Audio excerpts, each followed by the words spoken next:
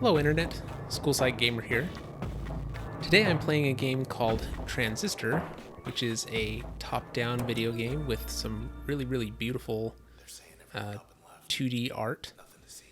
And in this game, you play a woman who, I don't really know much about the backstory, but the game starts with you pulling the sword out of a person, and you have this sword that is talking to you, and it kind of gives you hints along the way. So it's a sentient sword, and it talks to you as if it knows you, like it's a friend. And my sneaking suspicion is that you're going to find out that you're not the one that killed the person that you pulled the sword from, and I think that was a friend of yours. And it seems like, and it's some sort of like database game, and other people that have played this before are probably like, yeah, you're totally getting this wrong. Anyway, but it's kind of a programming-ish world. Like all the abilities have programming type language. Anyway, it's pretty fun. You have these abilities, and so you go into this like planning mode. So like right here, you hold down the space bar and it goes into a planning mode, and you go through and you like pre-run your actions, and then when you let go of the space bar, it just does them all quickly. Anyway, kind of a fun game. I played this a little bit a while ago. I don't know, maybe like a year ago, and then I haven't touched it since, so I just barely restarted, and I'm going through it and trying to relearn how to play this game. It's a lot of fun. Transistor. It's got great music too.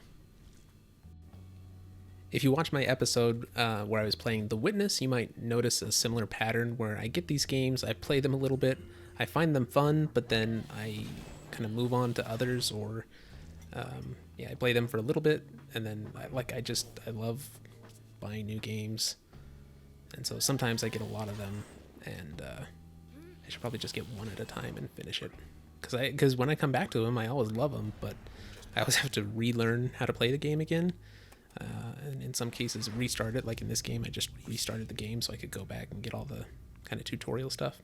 Anyway, so I've talked a little bit before about what school psychs do on a day-to-day basis. And for most school psychs, one of our roles is assisting in identifying learning disabilities in kids. So learning disabilities are somewhat common in school-aged children. Somewhere between 5 and 15% of kids have a learning disability. And it's something that's often not well understood, partly because even researchers don't consistently agree on what it is.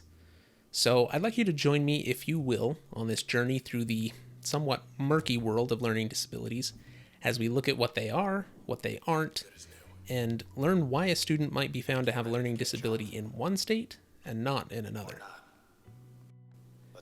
And if you happen to be enjoying these videos, I would love it if you could click on the thumbs up button to give it a like. If you're interested, feel free to subscribe as well, but no pressure. So first of all, learning disabilities have several different names that mean essentially the same thing, just depending on who you ask or what classification system you're using. So within special education, learning disabilities are called specific learning disabilities. Within the DSM-5, which is the manual that psychologists and psychiatrists use for diagnosis typically, they're called specific learning disorders. In this video, I'll probably just use the term learning disability. You also have conditions like dyslexia, dyscalculia, and dysgraphia, which generally fall under the umbrella of learning disabilities, although again, there is some disagreement there. In a broad sense, a learning disability is a condition where individuals demonstrate low academic achievement that cannot be explained by other conditions or environmental factors. So within the research, this is often called unexpected underachievement. A student that struggles to read, despite having average intelligence, having attended school, and having literate parents, for example, might be found to have a learning disability. A student, on the other hand, that has well below average intelligence, or has never received formal instruction, or has missed a lot of instruction and struggles to read, probably would not be said to have a learning disability. That would be expected underachievement, rather than unexpected underachievement. What's challenging, though, is that if the learning disability evaluation is being conducted by a clinical psychologist in a private or clinical setting, they're probably using the DSM-5, which defines a learning disability as having difficulties with learning and using academic skills for at least 6 months despite receiving interventions that target those difficulties. If, on the other hand, the learning disability evaluation is being conducted by a school psychologist in an educational setting, they're probably using the special education criteria, which defines a learning disability as having a disorder in one or more of the basic psychological processes. So that would be things like memory, thinking, reasoning, processing speed, verbal comprehension, etc., that manifests as the imperfect ability to read, write, spell, or perform math calculations. So the definitions are different, but also the specific criteria can be different as well. So for many years in the schools, we used what's called a discrepancy approach to identifying learning disabilities, which is where we give kids IQ tests and academic tests. And if there's a large difference or discrepancy between the two, then we would say that they have a learning disability. The DSM approach, however, doesn't even require an IQ test, although frequently it would be given, but it's not really required. All that they have to demonstrate is that the student has a hard time with some area of academics that has lasted for at least 6 months, even though academic interventions to fix the problems have been attempted. And by this point in the game, you may have noticed that when I kill these enemies, they drop these little cells, and I have to pick them up within a certain amount of time, or else they like regenerate a monster. I'm a little bit slow on picking that up, but I'll get there eventually. Now, within the schools, there are also other identification methods that can be used. One of those is something called RTI, which stands for Response to Intervention, and is basically the DSM approach. And it works like this. You try and teach the student how to read or write or do math, whatever they struggle in, and after some period of time, maybe 2 to 3 months, you see how much they've improved. And if over that time they've made reasonable growth, then we would say they don't have a learning disability. If they haven't made reasonable growth, then they may have a learning disability, as long as you've ruled out other things like vision or hearing issues, attendance, or other health conditions, etc. Another approach used in schools that has become really popular lately is called the PSW method, which stands for Patterns of Strengths and Weaknesses, which is where you give an IQ test to a student and measure the student's basic psychological processes. Again, those are things like memory, logical reasoning, visual reasoning, auditory processing, etc. And you look for deficits that may have a research-based link to the academic areas. So under this approach, for a student who struggles with memory and also struggles with reading, a school psychologist might say the student has a learning disability in reading that is caused by, or at least influenced by, their memory difficulties. So those are 3 completely different methods that schools can use in identifying learning disabilities. And for the most part, states, districts, or sometimes even individual schools can decide which method to use. And then to make it even more confusing, there are different PSW and different RTI approaches, or kind of subtypes, where data is looked at and analyzed differently, and again, that can vary from state to state or district to district. And ultimately what this leads to is a situation where you might be identified as having a learning disability in one state using an RTI approach, but if you move to another state, you might be identified as not having a learning disability just because you don't meet the criteria under their PSW approach, or maybe their discrepancy approach. And how crazy is that? Like, can you imagine being diagnosed with heart disease or cancer in New York, and then after moving to Colorado being told, nope, under our cancer rules, you don't have it? The other thing is that within special education, a diagnosis does not automatically qualify you for special education services. So a student may be diagnosed by a clinical psychologist with dyslexia or a specific learning disorder, but the student still has to meet the criteria that the district uses for determining learning disabilities. And depending on the method used and how the student performs, they may or may not even qualify even with that diagnosis. And a final thing about special education is that one of the requirements in order to qualify for special education is that the services must be required. In other words, if a student has dyslexia, but they don't require special education services, then they may not be found eligible. Or in other words, if a student's disability needs can be met without an IEP or without special education, then we're legally obligated to do that. Our goal is for all students to be educated with their typical peers in the general education setting to the full extent possible, and only provide special education services if it's specifically required in order for them to make reasonable educational progress. Okay, so I've talked a lot about identification of learning disabilities. What about treatment for learning disabilities? Well, we actually know quite a bit about treatment of learning disabilities in reading. We know some about learning disabilities in math, and a little bit about learning disabilities in writing. Most of the research has focused on reading. I'll provide some links in the description with information about both identification of learning disabilities and intervention for learning disabilities. When I first saw you up on that stage back there, This is a really cool bridge, and it feels like we're getting to something epic here. everyone except for them.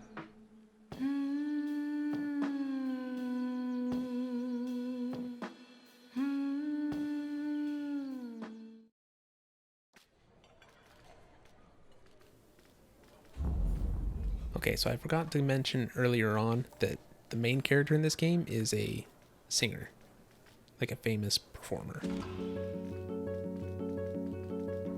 So I think it's going to show us what happened before the game started. I can hear, oh, I can hear. Think I'll go where it suits me. Okay, so there's the sentient sword. Someone throw it? Who are these people? Looks like a USB drive, like a thumb drive.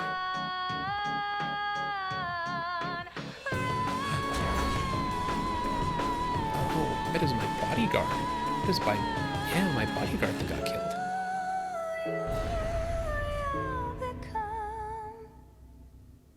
That's sad.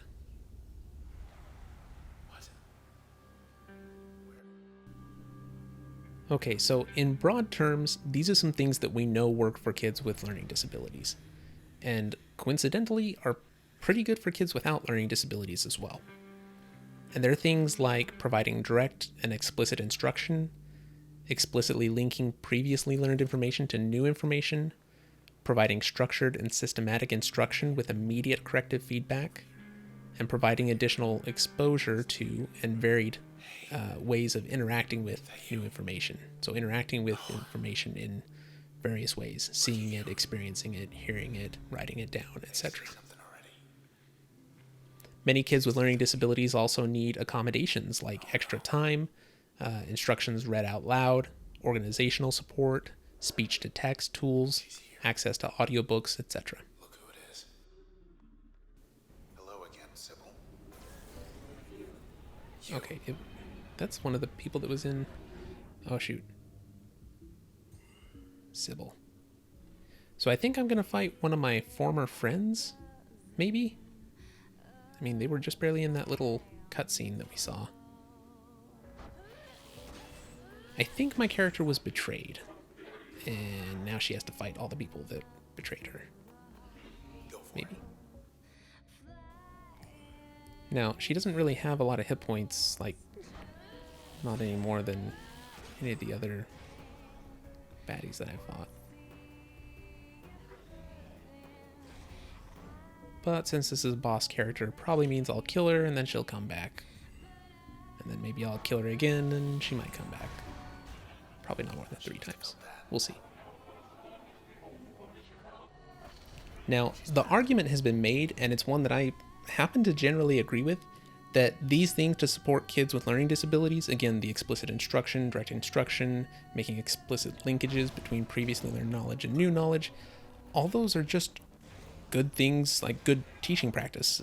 Like those are things that you should be doing with any student that struggles, whether they meet the definition of having a learning disability or not. And I do think we spend a lot of time and resources in doing some assessments with kids that are really not required to know, that we just need to provide them with additional structured instruction and maybe some accommodations.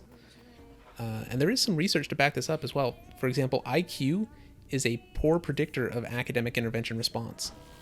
In other words, kids that have a 100 IQ and kids that have an 85 IQ respond similarly to a reading intervention. So then the question is, why do we spend so much time giving kids IQ tests when we could just give them good instruction based on their academic difficulties. And in many countries around the world, that's basically what they do. Students are provided access to additional supports and resources based solely on identified needs and not based on meeting specific criteria that changes from state to state or from year to year.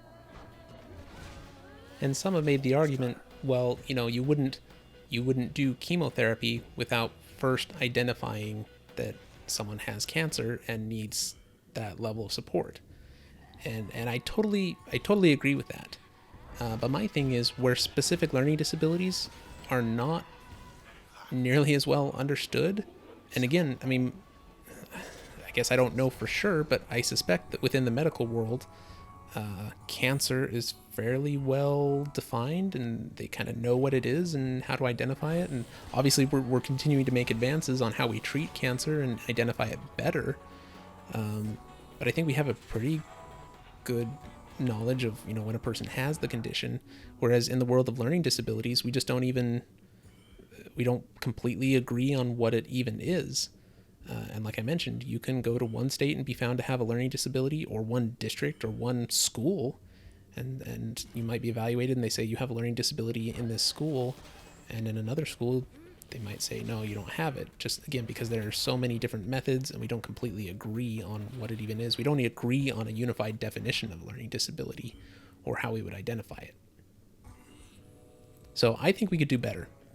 But as it stands, educational funds and resources in the United States are generally tied to students meeting federally and state-defined criteria. So for now, it's something that we continue to work through in the schools. I do hope that will change. Really quick, I just want to say something about if you were a parent who thinks your child may have a learning disability, what are some of your options?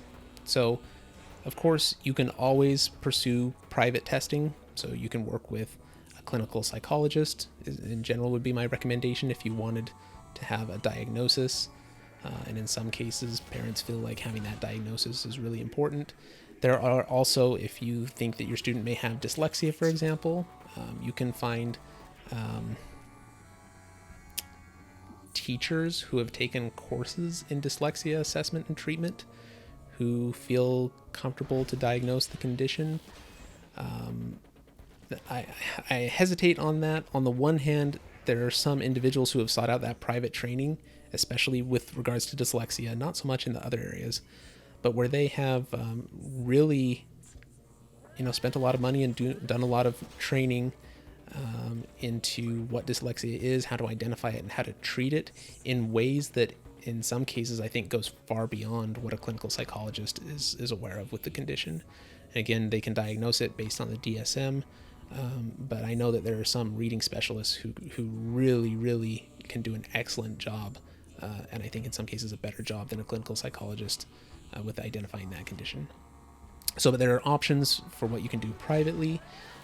You also have options within the school setting. So within the school setting, if you think that your student has a learning disability, as a parent, you do have the right to request an evaluation for either a 504 plan or an IEP. And I'll probably talk about those a little bit more in another episode. But very briefly, a 504 plan is a plan that allows a student to have accommodations. So like if they need extra time, you could get that through a 504 plan. There does have to be an evaluation, but it's not. Oftentimes the evaluation can be a little bit more quick or a little bit less formal because you're not asking for so much. If you're wanting resource help or an IEP, then that's something that there does need to be a formal evaluation done. And oftentimes that will take time. It can take 2 to 3 months to do that evaluation. A parent, again, does have the right to request an evaluation for special education. The school does not have to automatically do it just because it's been requested. The school is required to review any parent request where a disability is suspected. And based on that review, they will determine if an evaluation is appropriate or not. In most cases, schools will just, at least in my experience, in most cases, schools will proceed with that evaluation. But if they decide not to, like, they have data that shows, the student is doing as well as peers, they don't appear to have any of the signs of dyslexia or a learning disability, then they would be required to provide a prior written notice, in other words, a written explanation for why they're not going to proceed with that evaluation. And finally, on that note, there are some good advocates as well, that as a parent you can seek out an advocate to help you navigate the process of pursuing an evaluation. Within my state, there's a parent volunteer organization that offers free support for parents if they suspect that their student may have a disability, and I would guess that something like that exists in most states. And at this point, I have defeated Sybil, who I think was one of my treacherous friends, but I'm not 100% certain. Still trying to piece together this game. Again, gorgeous game, love the music. Really don't have a great idea on what's happening here. Back to normal. Well, anyway, thanks for joining.